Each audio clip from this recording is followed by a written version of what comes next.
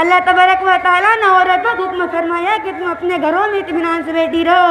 اور اگلے جاہلیت کی زمانے کی طرح اپنا بناؤ سنگار دکھاتی نہ پھرو اور بناؤ سنگار دکھاتی نہ پھرو۔ اللہ تعالیٰ نے فرمایا وآتینا الزکوٰۃ، اور زکوٰۃ دیتی رہو، لیکن اس میں بھی عمل شریعت کے خلاف ہے۔ ایسے عورتوں کے آج کل کی عورتوں کو عمل بالکل الٹا اور برعکس ہے کہ وہ گھر بیٹھنے کے بجائے خوب اطمینان سے گھر کے باہر گھومتی پھرتی رہتی ہے اور اپنا بناؤ سنگار خوب کھول کھول کر کھلم کھلا دکھاتی پھرتی ہے، بلکہ سمجھتی ہے کہ جب تک کسی اجنبی مردوں کی نظر اس بناؤ سنگار پر نہ پڑ جائے اس وقت تک بناؤ سنگار میں لگے ہوئے روپیے پیسے بیکار چلے گئے۔ آگے خداوند تعالیٰ نے فرمایا وآتینا الزکوٰۃ، اور زکوٰۃ دیتی رہو، لیکن اس میں بھی عمل شریعت کے خلاف ہے، بلکہ اس زمانے کی عورتوں کو زیورات سونا چاندی روپیہ پیسے سے اتنی محبت ہو گئی ہے کہ تقریباً اکثر عورتوں پر زکوٰۃ واجب ہوتی ہے لیکن وہ زکوٰۃ ادا نہیں کرتے۔ غور کرتے جائے معلوم ہو جاتا ہے کہ اکثر عمل عورتوں کا بالکل الٹا ہے۔ شریعت کہتی ہے کہ اختیار کرو لیکن معاشرہ برائی ہی کو اختیار کرتا جا رہا ہے۔ شریعت جس کام سے منع کرتی ہے اسی کو کیا جاتا ہے۔ آگے خداوند تعالیٰ نے فرمایا وآتینا اللہ ورسول، اور اے عورتوں تم اپنے گھروں میں اطمینان سے بیٹھی رہو،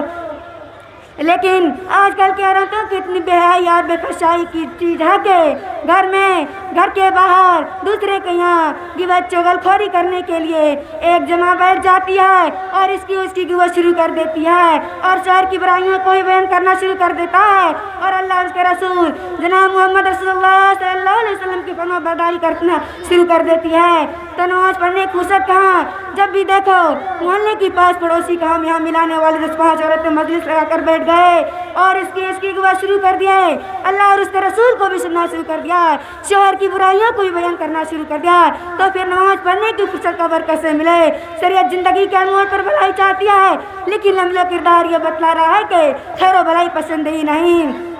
محترم حضرات، جس شخص نے قرآن حدیث کا بھی تھوڑا مطالعہ کیا ہوگا وہ حقیقت سے انکار نہیں سکتا۔ میری ماں اور بہنوں،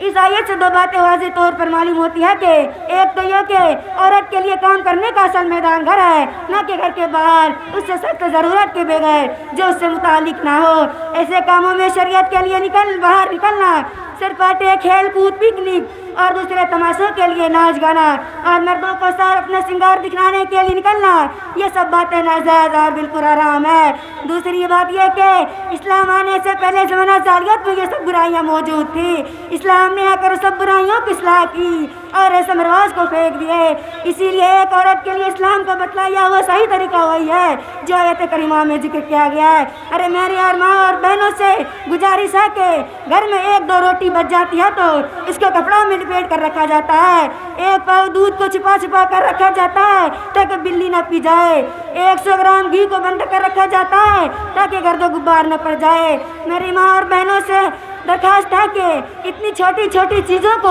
اتنی اہمیت کو اس کو چھپا کر رکھا جاتا ہے اور جس چیز کو اللہ نے حکم دیا اس کو کھلا یوں بے لگام کی طرح چھوڑ دیا ہے اور حیرت تو اس بات کی کہ اس میں ترقی کو بھی منحصر کر دیا۔ ارے بھائی، اس عقل کے گھر میں کوئی مرد اچانک بغیر اجازت کے گھر میں داخل ہو جائے تو اس کو کہو فوراً بھگانے کے لیے، شور مچائے، بھگائے، مارے، پیٹے، کون بغیر اجازت کے میرے گھر میں داخل ہو گیا ہے؟ اگر اس عورت کو ترقی کو منحصر ہے تو پھر اس عورت کو ترقی کا راز بے پردگی اور کھلا گھومنے پھرنے ترقی کا راز بے پردگی میں ہے۔ عورت گھر کی زینت تھی اب رونق ہے بازاروں کی، عورت گھر کی زینت تھی اب رونق ہے بازاروں کی، شیش بنی اخباروں کی، یہ گلی گلی بدنام ہوئی شیش بنی اخباروں کی۔ السلام علیکم ورحمۃ اللہ وبرکاتہ۔